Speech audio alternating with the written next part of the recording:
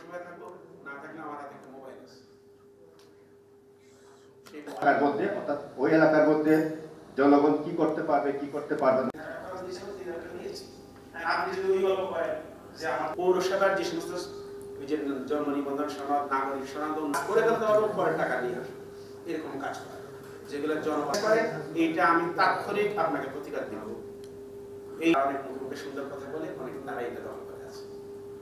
তো কিন্তু আপনারা যদি আমাকে বলেন যে 3 নাম্বার আর 4 নম্বরের ওয়ার্ডের মাঝখানে, আর একটা কথা বলে দিই, এখানে পৌরসভা যত সম্পদ ব্যাহত হয়েছে এগুলো আমরা এখানে এবং আন্তর্জাতিক এমন কোনো এনজিও নাই কক্সবাজারে কাজ করে না, কিংবা কক্সবাজার একটা ছোট্ট ইউনিট আছে। আমরা যে বলি রোহিঙ্গা রেসপন্স, আপনি ওখানেও দেখেন আইসিএন, সিএনআর সহ বিভিন্ন সংগঠন পরিবেশ, তাদের দুইটা ইন্ডিকেটর দিয়ে বোঝা যায় যে কক্সবাজারের পরিবেশের আসলে কি অবস্থা। পাহাড়, নদী, সমুদ্র, অরণ্য, উপত্যকা প্রভৃতি প্রাকৃতিক বৈশিষ্ট্যের জন্য অন্যান্য চট্টগ্রাম বিভাগের অন্তর্গত বাংলাদেশের সর্বদক্ষিণের জেলা কক্সবাজার। চট্টগ্রাম মধ্যে অর্থাৎ ওই এলাকার মধ্যে জনগণ কি করতে পারবে কি করতে হবে 80 কিলোমিটার যে দীর্ঘ লম্বা সেটা সহ অর্থাৎ 3টা ইসি এলাকা ইন্ডিকেটর দিয়ে খুব সহজেই বোঝা যায়।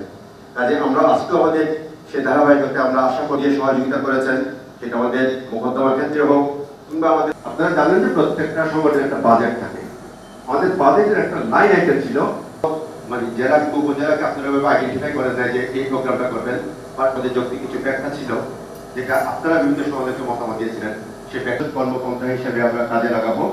এই কক্সবাজারের পরিবেশ এবং এই শীতের সফরে আপনারা কষ্ট করে আসছেন, সবাইকে আমার ব্যক্তিগত তরফ থেকে বাংলাদেশ পরিবেশ সভাপতিত্ব করবেন আমাদের বেলায়ের প্রধান নির্বাহী তাসকিনুল ইসলাম, সাথে সাথে পরিবেশ অধিদপ্তর কক্সবাজার জনাব আসিফ আহমেদ, নির্বাহী প্রকৌশলী দক্ষিণ কক্সবাজার, এবং কক্সবাজার প্রেস ক্লাবের সভাপতি মাহমুদ রহমান সাহেব, উনি এখন আমরা যদি একটু প্রোগ্রাম আপনাদের প্রোগ্রাম শিডিউলটা সবার কাছে আছে নিশ্চয়ই, এটা যদি একটু আপনাদের অনুমতি।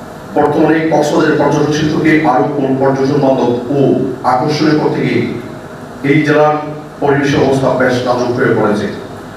কক্সবাজারের অতি পর্যটনের পরিবেশগত প্রভাব সম্ভবত সবচেয়ে বেশি উদ্বেগের বিষয়। উপকূল রেখার বরাবর হোটেল এবং হোটেল বিশৃঙ্খল অনিয়ন্ত্রিত নির্মাণ কাঠামো সড়ককে উল্লেখযোগ্যভাবে ক্ষয়ের দিকে পরিচালিত করছে।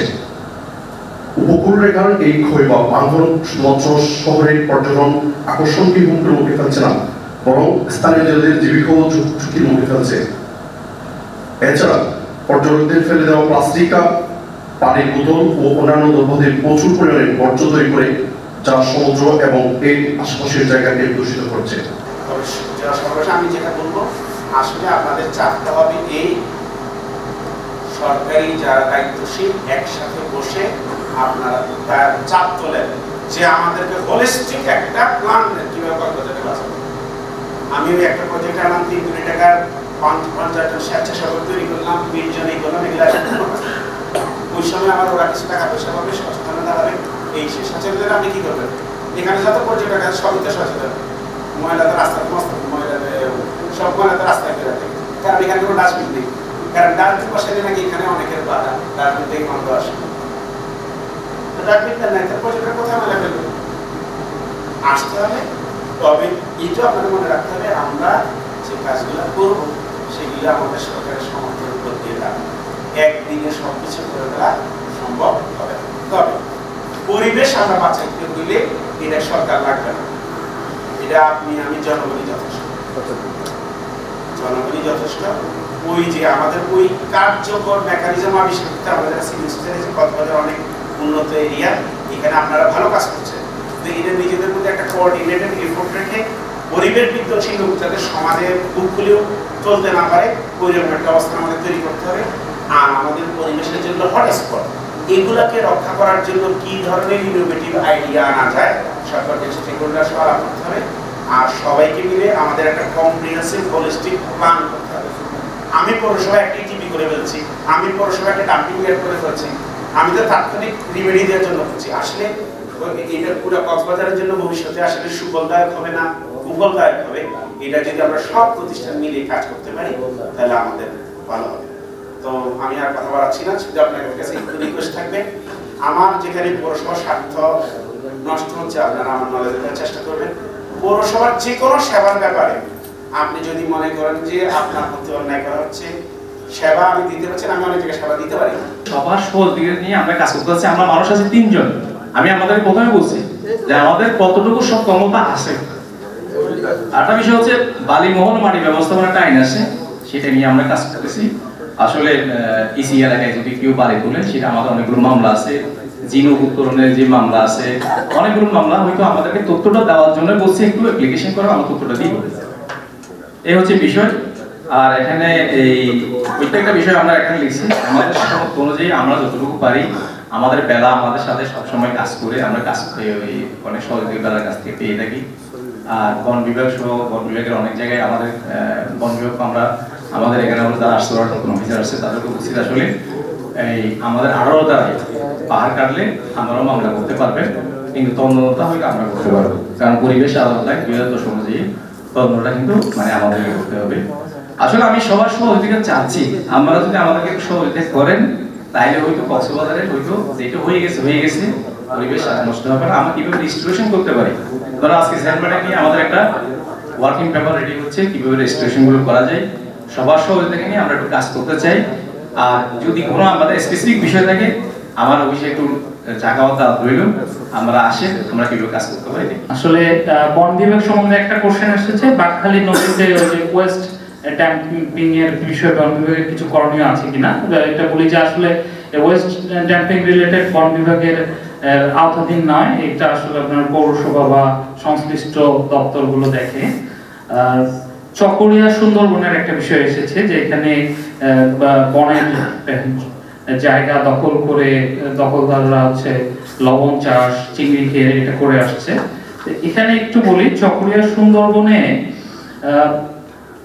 যে বিষয়টা আছে, এখানে বন বিভাগ কিন্তু মৎস্য বিভাগকে বনভূমি ডিরিজার্ভ করে ৭,০০০ একর জমি দিয়েছে।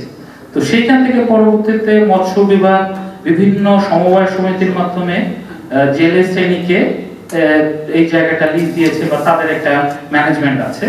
এবং উপকূলীয় বন বিভাগ চট্টগ্রামকেও ২৮০০ একর বন বিভাগ কক্সবাজার উত্তর বন বিভাগ এই জায়গা থেকে জমি হস্তান্তর করেছে, এখানে একটা আছে। আর বাকি জমিটুকু কক্সবাজার উত্তর বন বিভাগের আওতাধীন আছে। তো এইখানে জবরদখলটা এটা একদম মানে সর্বজন স্বীকৃত বিষয়।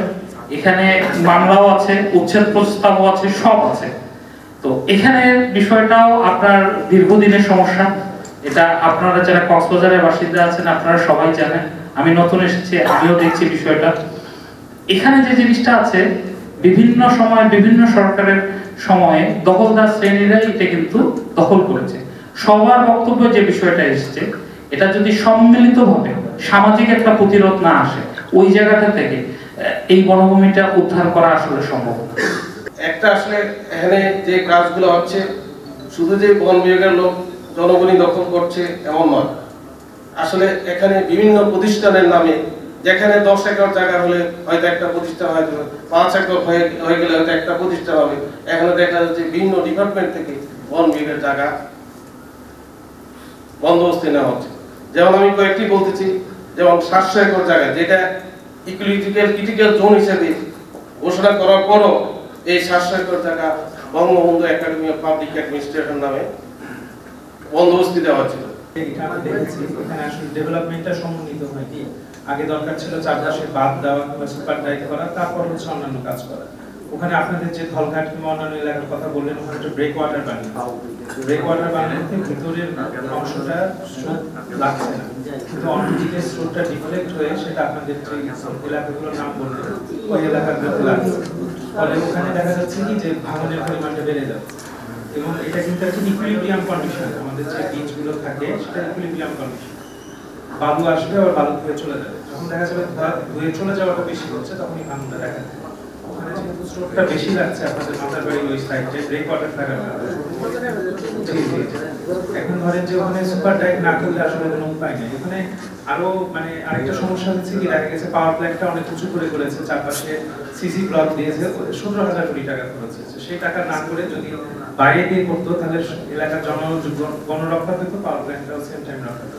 এবং আমি মনে করি সৌভাগ্য যে জেলার প্রধান নির্বাহী এবং এই পরিবেশের উপদেষ্টা হিসেবে কাজ করছেন এবং উনি পরিবেশে গিয়ে পরিবেশ অধিদপ্তরের দায়িত্বপ্রাপ্ত হওয়ার পরে কক্সবাজার অনেক কিছু থেকে রক্ষা করেছেন।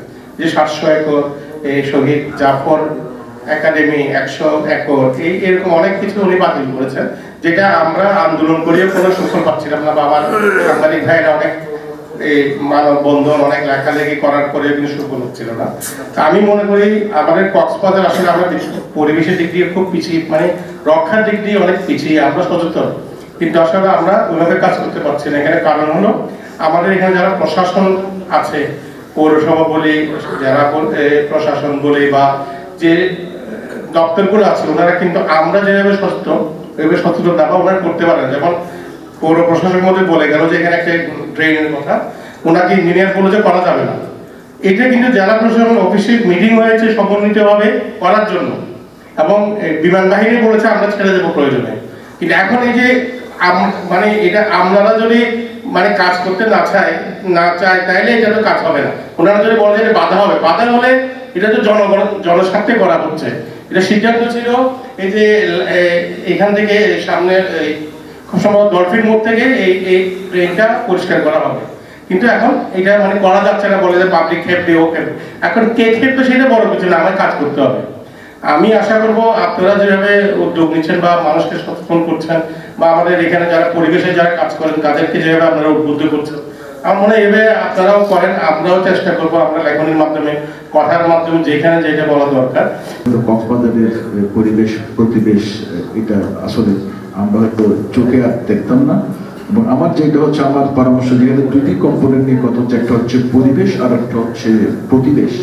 আমরা অনেক সময় এগুলো তালগুলো পাকিয়ে ফেলি, কোনটা পরিবেশ কোনটা প্রতিবেশ। হ্যাঁ, যদি আমি বলতে চাই যে পরিবেশের ক্ষেত্রে আমি এখানে পানি উন্নয়ন বোর্ডের আছেন এবং আমি মনে করি বিআইডব্লিউ সাথে এখানে নির্দেশ করা, বিগত 2 যুগ যাবৎ আমরা শহরবাসীরা স্যালাইনিটিতে ভুগছি। এটা কেন ভুগছি আমরা? আমাদের কিন্তু সুপেয় পানি নেই। এটা আমার পরিবেশের জন্য বিরাট একটা হুমকি এবং পার্সোনাল হাইজিনের জন্য অত্যন্ত একটা হুমকি। সুতরাং আমরা অনেকবার বলেছি এটাকে যদি ড্রেজিং এর আওতায়, এনভায়রনমেন্ট রেজিলিয়েন্স ড্রেজিং এর আওতায় আনা যদি না হয় বাকখালী নদীটাকে, এটার মাল্টি ডাইমেনশনাল এফেক্ট কিন্তু আমার বিভিন্ন জায়গায় পড়বে। স্টেবল এটা একটা আমার থেকে পরামর্শ। আর যেটা হচ্ছে আমি জানি না এখানে সুইডেন সার্ভিস এবং বেলা আমাদের যে স্থানীয় পর্যায়ে বেলার অঙ্গ সংগঠন বলি না কেন যারা প্রতিনিধিত্ব হচ্ছেন, এদের ক্যাপাসিটি বিল্ডিং এর বেলা প্রচুর সাপোর্ট দিত। এটা একটা বড় ধরনের বিষয়, কারণ আমরা সবসময় আইসবার্গটা দেখছি, বাট বিলো দ্য আইসবার্গ অনেক কিছু আছে। সুতরাং আনলেস ক্যাপাসিটি বিল্ডিং না করা পর্যন্ত আমার মনে হয় আমাদের একটা সক্ষমতার জায়গাটা, এখানে অনেক কথা হচ্ছে আপনারা যাই গিয়ে বাধা দেন অমুক দেন, এটা একটা limited effort. We are working as a pressure group, এটা বুঝতে হবে। আমাদের কিন্তু একটা we are not authorised or validated from the certain authority.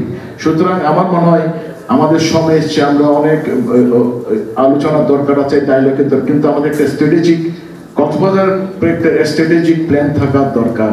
এবং এই অধিকার বললে কিন্তু হয় না, অধিকারের সাথে একটা দায়িত্ব কর্তব্যের একটা সম্পর্ক আছে। কারণ আমার যেটা অধিকার, সেই অধিকার রক্ষায় আরেকজনের দায়িত্ব আছে। আমি হাত দেখাচ্ছি মানে বুঝে গেছেন আমি জনগণ, আমার অধিকার রক্ষার দায়িত্ব আমার ডানে বামে যারা বসে আছেন তাদের। এটাকে সুন্দর করে আজকে ক্যাপচার করা হয়েছে। তবে একটা জিনিস মনে রাখতে হবে যে আমরা কিন্তু কেউ কারোর শত্রু না, আমরা সবাই এই দেশের নাগরিক। বাংলাদেশটা আমাদের সবার। বাংলাদেশ বাঁচলে আমরা বাঁচবো, আমরা বাঁচলে দেশটা বাঁচবে।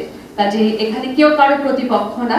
আমরা বারবার ওনারা বলেছেন যে সমন্বিতভাবে কাজ করতে চান, which is a must। আমি বলবো যে নেসেসারি কথা এখন আর বলবো না, যে which is a must। আমাদেরকে কোঅর্ডিনেটেড ওয়েতে সবার সাথে একসাথে মিলেমিশে কাজ করতে হবে।